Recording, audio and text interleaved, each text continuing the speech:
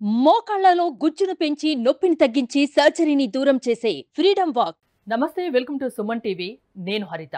అఖండ విజయం సాధించిన పవన్ కళ్యాణ్ నిన్న దేశ ప్రధాని మోదీని కుటుంబంతో కలిసిన తర్వాత అన్న ఆశీస్సుల కోసం చిరంజీవి ఇంటికి వచ్చారు. ఆ సందర్భంగా ఎన్నో ఎమోషనల్ సన్నివేశాల్ని మనం చూసాం. ప్రపంచం దృష్టి అంతా ఆ సన్నివేశాలపై పడింది. చాలా మంది, వందలాది, వేలాది, లక్షలాది మంది ఎమోషనల్ అయ్యారు. కుటుంబం అంటే ఇలా ఉండాలి, అన్నదమ్ములంటే ఇలా ఉండాలి అని అందరూ అనుకున్నారు. సో దాని గురించి ఇప్పుడు మనం మాట్లాడుకోబోతున్నాం. స్టూడియోలో ఉన్నారు ప్రముఖ రాజకీయ విశ్లేషకులు చందు శ్రీనివాస్. శ్రీనివాస్ గారు నమస్తే అండి. నమస్కారం అండి. అసలు నిజంగా ఆ సన్నివేశం నిన్న పవన్ కళ్యాణ్ చిరంజీవి ఇంటికి వెళ్ళి అన్న పాదాలకు నమస్కారం చేయడం, అమ్మ పాదాలకు, వదినమ్మకి, అన్నగారికి, అక్కలకి నమస్కారం చేయడం నిజంగా ప్రతి ఒక్కరి చేత కన్నీళ్లు పెట్టించింది. ఎంత మంచి తమ్ముడు, ఫ్యామిలీ అంటే ఇలా ఉండాలి అని అందరికీ అనిపించింది. ఎంత గొప్ప ఫ్యామిలీ అని. మీరేమంటారు ఆ సన్నివేశాల గురించి? అంటే విచ్ఛిన్నం అవుతున్న ఉమ్మడి కుటుంబ వ్యవస్థ ఒక్కసారిగా ప్రపంచం అంతా చూసింది. అంటే ఇది కదా కుటుంబం అంటే అనేది.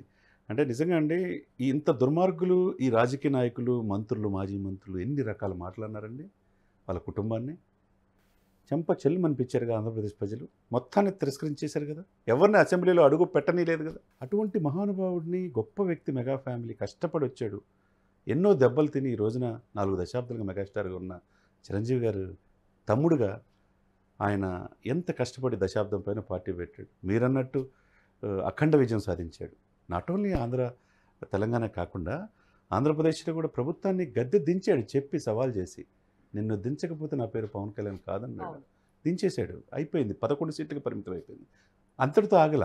ఈయన ఖ్యాతి దేశ రాజధానికి వ్యాపించింది. అక్కడ కూడా ఈ కూటమిలో, ఎన్డీఏ కూటమిలో కీలక పాత్ర పోషిస్తున్నాడు. ఈ కూటమికి చంద్రబాబు నాయుడు గారు టీడీపీని కలిపి ఎంత మంచి పని చేశాడో మీకు అర్థమైంటుంది కదా.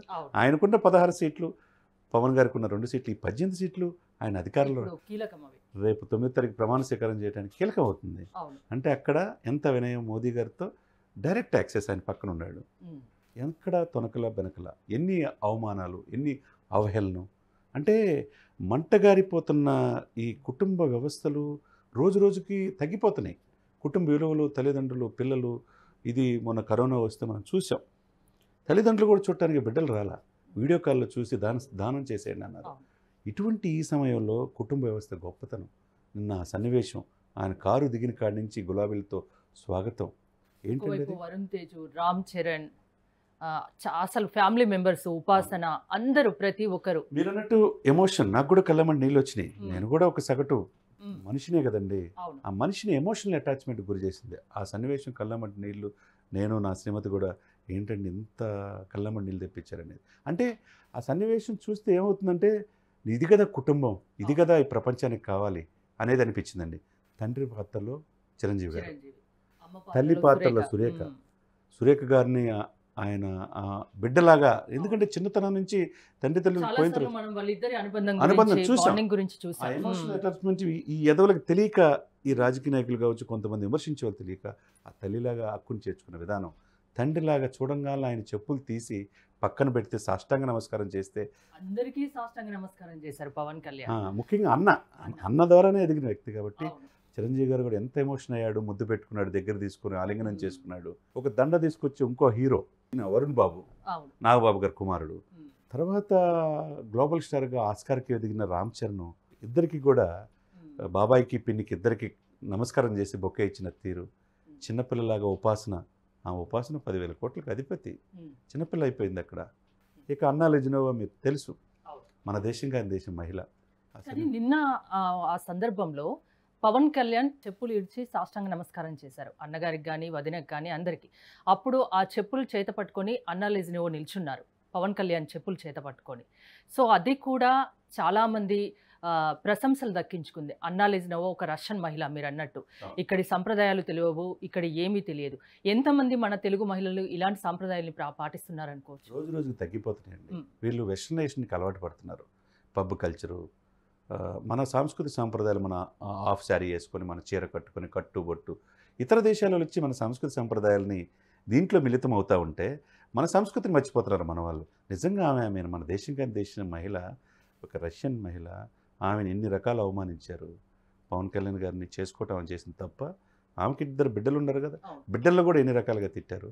చివరికి రేణుదేశాయ్ గారి కొడుకైన కొడుకులాగా చూసుకుని ఇద్దరు కలిసి అఖిరా. వచ్చారు కదా. ఈ అఖిరా మధ్యలో ఎప్పుడు తనతోనే తనతోనే కనిపిస్తున్నాడు. మోదీ గారి దగ్గరికి వెళ్ళినా ఉన్నారు, ఉమ్. నిన్న ఉన్నారు. ఆమె 2 చెప్పులు తీసుకొని చేతిలో పెట్టుకుందంటే ఆ సన్నివేశం మనం నిజంగా మన మహిళలు నేర్చుకోవాలి, ఆమెను చూసి నేర్చుకోవాలి.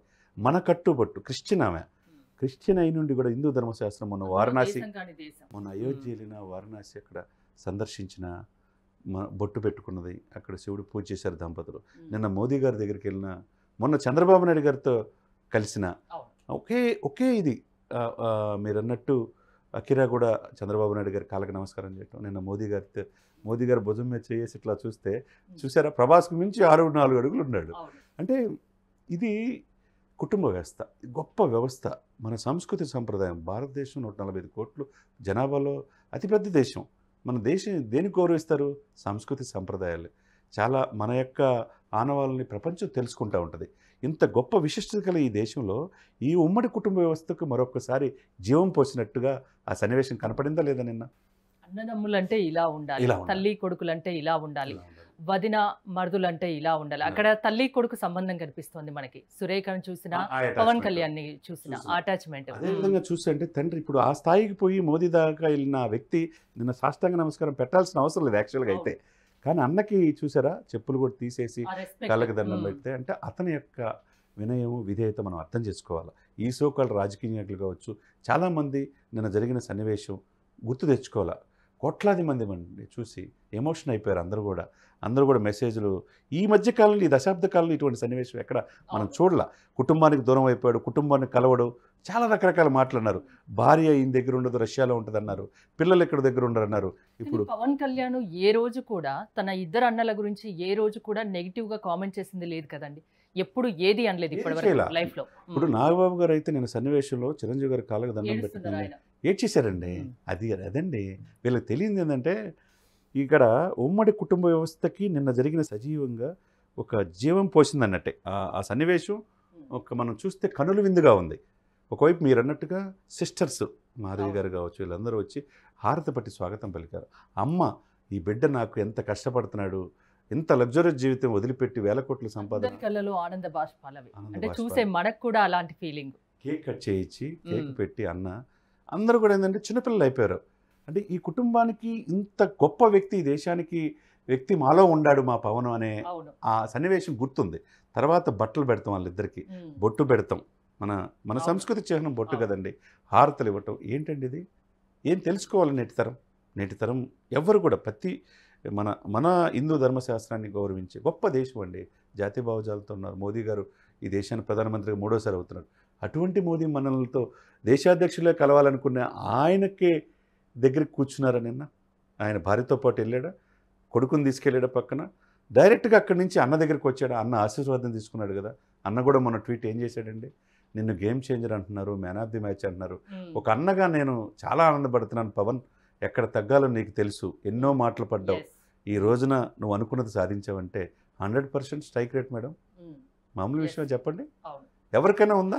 21 సీట్లకు 21 సీట్లు. మనం ఎన్నో ఇంటర్వ్యూలు చేసాం. అవును, మీరు నిజంగా మొదటి నుంచి ఎగ్జిట్ పోల్స్ రాకముందు నుండి చెప్తున్నారు పవన్ కళ్యాణ్ అఖండ భారీ మెజార్టీతో గెలవబోతున్నారు అని ఫస్ట్ నుంచి చెప్తున్నారు. కూటమి గెలుస్తుంది అని ఫస్ట్ నుంచి చెప్తున్నారు.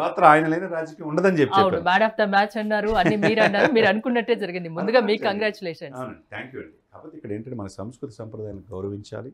నిన్న జరిగిన సంఘటన ఇది ఎంతమంది అనే అవహేళన చేశారు. వీళ్ళు ఎవరన్నా ఇప్పుడు ఫీల్డ్లో ఉన్నారా?